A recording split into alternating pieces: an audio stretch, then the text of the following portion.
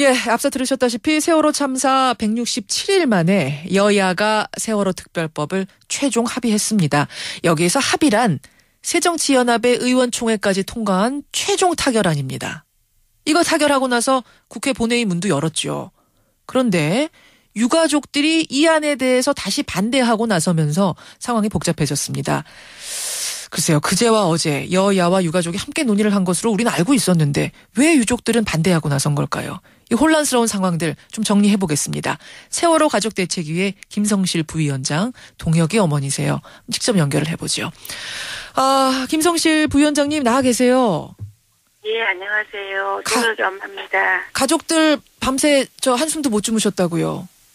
예. 대부분 다 못 잤을 거예요. 저도 4시경에는 잠깐 잠이 들었습니다. 지금 목이 콱 잠겨 계시네요.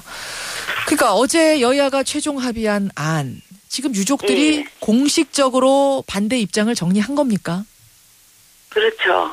어제 그 안에 대해서는 공식적으로 반대 입장을 정리를 했고 다시 좀 더 나은 안으로 다시 얘기를 해줬으면 좋겠다는 의사를 어저께 기자회견을 통해서 얘기한 것 같아요.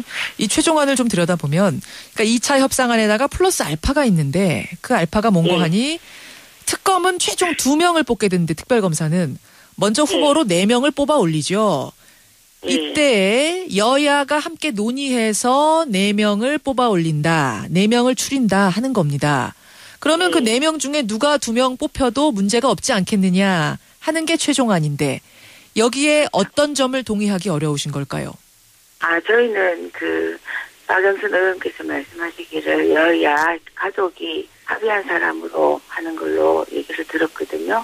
그런데 그것조차도 뭐 혼자서 알아서 해버렸으니까 그 부분에 대해서도 조금 저희는 황당했었죠. 그러니까 정리를 좀 해보죠. 어제 상황을. 그러니까 그제와 어제 이완구 새누리당 원내대표, 박영선 새정치연합 원내대표, 그리고 전명선 유가족 대표 이렇게 3명이 3자가 협상을 하셨잖아요. 회동을. 예, 회동은 했죠. 근데 거기서 잘 안 되고 어제 오후 들어서 헤어진 거예요. 3분이. 예.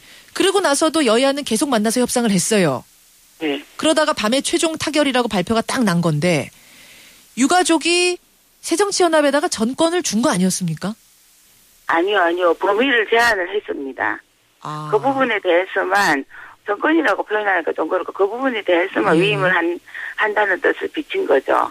그쪽에서 계속 위임이라는 단어를 하니까 위임을 받아와야 된다더라. 이렇게 얘기하니까 그 정도도 양해를 하지 않으면 한 걸음도 못 나갈 수 없기 때문에 저희들이 그거는 정말 긴급 총회를 할 정도로 마음이 아파가면서 한 거거든요. 정리를 좀 하자면 그러니까 어제 그 협상에 대해서만 일단은 전권을 줬는데 그 전권을 주되 조건부로 즉 특검 후보군 추천할 때 4명 추천할 때 유가족도 반드시 함께 논의하는 걸 포함시켜달라라고 당부를 하면서 야당한테 가서 협의하라 이렇게 하셨다는 거예요. 그것도 저희가 제안한 안이 아니고 박영선 의원께서 제안한 안이거든요. 그것만큼은 자신이 있다고 말씀을 하셨어요. 자신 있다고. 그래서 정권 넘겨주고 협상장으로 이제 가시라 했던 건데 나중에 뚜껑 열고 보니까 유가족이 포함이 아니라 추후 논의, 유가족 포함은 추후 논의 이렇게 됐다는 거예요. 이거 언제 하셨습니까? 국회 본청 앞에서 저희가 저희 가족들이 노숙을 하고 있잖아요. 거기서 저희가 기다리고 있었거든요. 기다리고 가족들하고 있는데 저희는 그 긴급 속보가 떠서 알았습니다. 언론에 최종 타결됐다라는 속보가 막 떴죠. 그걸 보고 아셨군요. 그 야당한테는 다시 가서 말씀하셨어요? 새정치연합에다가 이거 어떻게 된 거냐? 저희 위원장님께서 전화를 해서 확인을 했더니 또 서명 사인을 한 상태는 아니라고 얘기를 또 하고 그쪽에서 사람이 나와서 여러 가지 그때 상황을 설명을 하는데 어제 오후에 다시 박영선 의원을 잠시 만난 자리에서 박 의원이 내놓은 최종 안에서 특검 추천해서 유가족을 빼야 할 것 같다고 그렇게 말씀을 하셔서 저희가 앉아서 안 된다고 얘기했었거든요. 이 안은 지금 최종안이라고 나온 이 안은 안 된다고 말씀하셨다고요? 떼야 될 것 같은 분위기라고 말씀하셨어요. 그러면서 박영선 의원이 했던 말이 현실적으로 봤을 때 이게 가장 대대이 아닌 것 같다. 어쩔 수 없다. 힘이 없다. 이런 식으로 말씀을 하셨거든요. 그래서 저희가 절대 안 된다고 그러던 중에 박 의원께서 의총을 가야 된다면서 나가고 저희도 마냥 기다릴 수가 없어서 밖으로 나온 상태였거든요. 그렇게 하고 헤어지신 거군요. 어쩔 수가 없겠습니다라는 뜻을 우리가 힘이 없어서 어쩔 수 없겠습니다라고 박영선 원내대표가 말씀하셨고 유가족들은 우리는 그래도 안 됩니다. 받아들일 수 없습니다. 하는 상태에서 결국 헤어지고 최종 타결안 나오고. 예. 그러니까 현실적으로 생각하면 이럴 수밖에 없다고 말씀을 하시는데, 저희 입장에서는 정말 현실적으로 생각했다면, 이런 특별법 뭐, 이렇게, 결국 이 나라에서 구조까지 안 한 상황에서, 이 특별법이 필요가 없겠죠. 결국은 안 해줄 거라고 생각을 하고 시작을 했다면. 그래도 추후에 논의를 하겠다.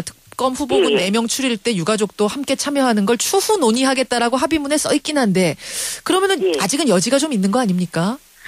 그 추후 논의라는 것 자체가 지금의 그 행동을 빠져나가기 위한 제안이 아닌가 그런 법안이 아닌가 하는 생각이거든요. 그게 무슨 말씀이세요? 결국은 새누리가 동의 안 할 거라고 보시는 거예요? 그렇죠. 새누리가 동의를 할 것 같았으면 저희 아이들이 이렇게 사고가 나고 문제가 일어났을 때 진정한 정부라면 먼저 앞장서서 진상규명을 해주려고 애를 썼겠죠. 뭐 6개월이 넘도록 이렇게 노숙을 해가면서 도모를 해가면서 울어가면서 빌어가면서 그렇게 해도 안 해주는 새누리가 그렇게 추후 논의를 한다고 해서 유가족의 참여가 이루어질까요? 지금 유가족들은 추후 논의라는 것을 믿을 수 없다는 입장이세요. 근데 이제 이런 얘기하는 분들도 계세요. 167일 됐으니까 이제는 그만 특별법 통과시켜야 되는 거 아니냐. 길게 끌면 끌수록 세월호의 기억도 지워지는 게 염려된다 하는 분들도 계시는데 뭐라고 답하시겠습니까?